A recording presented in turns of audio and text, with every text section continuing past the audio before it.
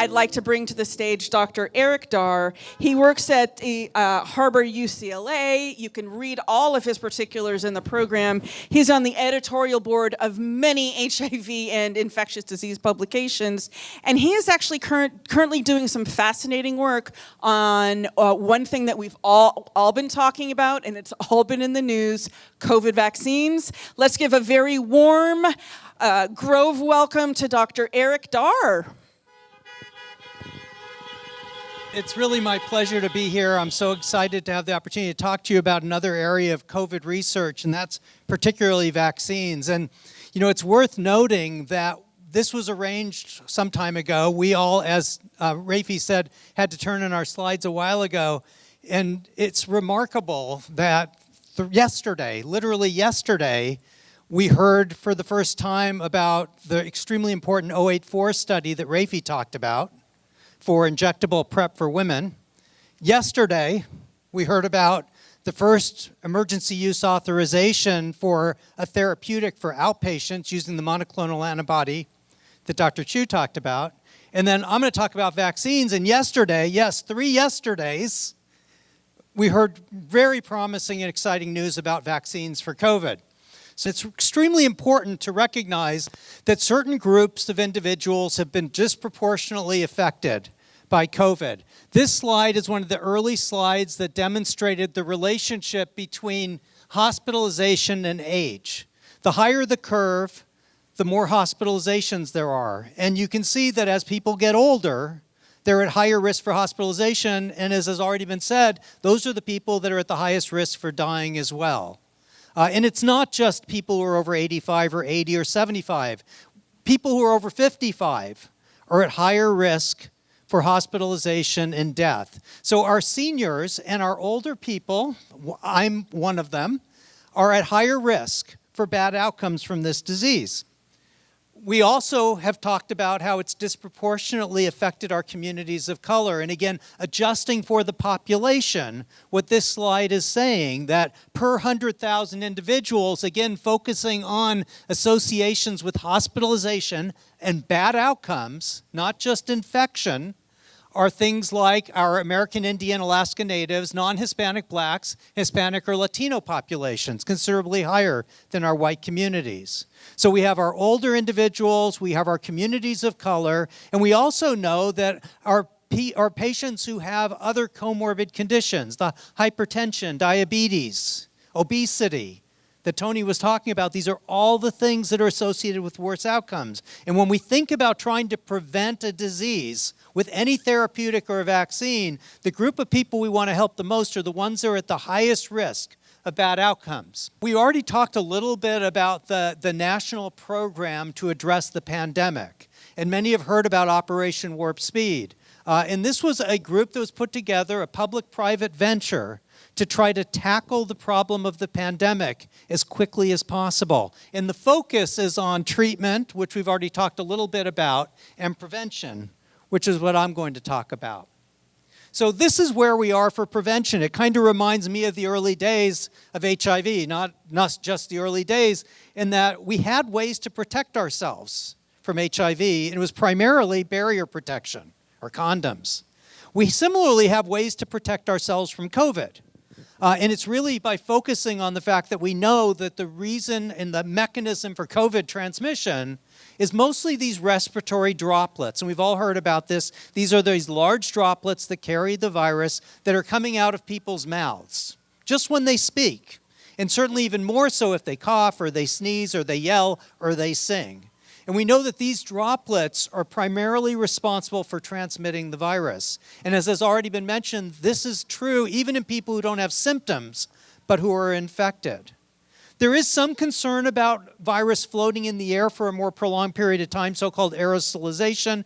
It's important, probably less important than droplets. So our main way of preventing transmission right now, until we have something else, is barrier protection. It's a mask. There's no controversy, there's no discussion, except perhaps in politics, as to whether there's utility of wearing a mask to prevent those droplets from going out and exposing somebody else. So we can prevent infection. But much like condoms, it's very difficult to always do everything right. And while we can rely on it and we can use these kinds of strategies, we need other ways in which to protect ourselves. And that has traditionally, with viral epidemics and pandemics, has been vaccines. So part of the Operation Warp Speed response to the pandemic was to try to rapidly develop a strategy for developing and testing vaccines.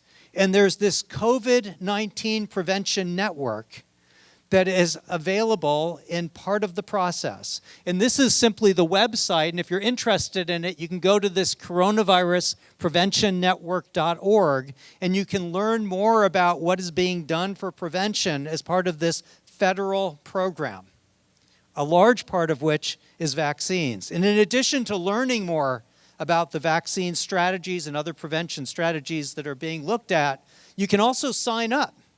So this is a national registry. If you sign up, you put in your information, and this will get sent or be available to sites near you that will see that you're interested and be able to potentially reach out to you to see if you want to participate in a vaccine trial. So when we talk about prevention, we talk about vaccines first and foremost for sure, but I didn't want to at least not mention the issue of monoclonal antibodies. Dr. Chu already talked about this in the context of treatment. They're also being developed in the context of prevention, and again, following the lead of HIV, they're being looked at in the form of post-exposure prophylaxis. So there are studies going on actually here in Los Angeles and at our units, both at Harbor-UCLA and at the Care Center, Vine Street. They're involved in these programs where they're taking household contacts of people known to be infected, bringing them in and giving them these antibodies to see if they can protect them from getting infected, or if they're already infected but asymptomatic, perhaps prevent them from progressing. So monoclonal antibodies is part of the prevention network. And then we have the vaccines. And there's been a lot of attention given to the way the vaccines are being developed, and potentially some concerns that perhaps we're moving too fast, and that in doing so we may be compromising safety. So let me just share with you historically the way vaccines work. So what happens is that, and we'll talk a little bit more about specifics, but first people start to think about how to create a vaccine, understand the target, the virus, create the vaccine, start to give it to animals to make sure that it looks promising and doing what we think it will do, then doing small studies in people to make sure it's safe, and then a little bit larger, maybe a few hundred or 1,000 people, to see if it's doing what we think it should do to the immune response to the virus. And then we start to do these giant phase 3 trials, like are going on now, and we'll talk a little bit more about, to see if it actually works in preventing infection and, more importantly, preventing disease. And then if it does, then people start to build factories, and they start to produce vaccine, and then they start the distribution process. And when distribution is looking at 300 million Americans, and billions of people around the world, this takes a long time. So the average time to developing a vaccine and getting rollout, when it's successful, is more than 10 years. And what we've been hearing since the beginning of this is that we think it can be done in a year. And in fact, it turns out it probably can. So how do they do that? Well, instead of following this traditional model where you start early, do the small studies, then the larger studies, then the manufacturing, and then the distribution, what they've done is they've compressed all of this into a shorter period of time. Now, the important thing is that you can see all of the steps are still there. Nothing has been eliminated from the process to determine something that is safe and is effective, but it's all compressed, so it's all being done simultaneously. No way to run a business, to build factories and produce viruses or produce vaccines that you don't know if they work yet.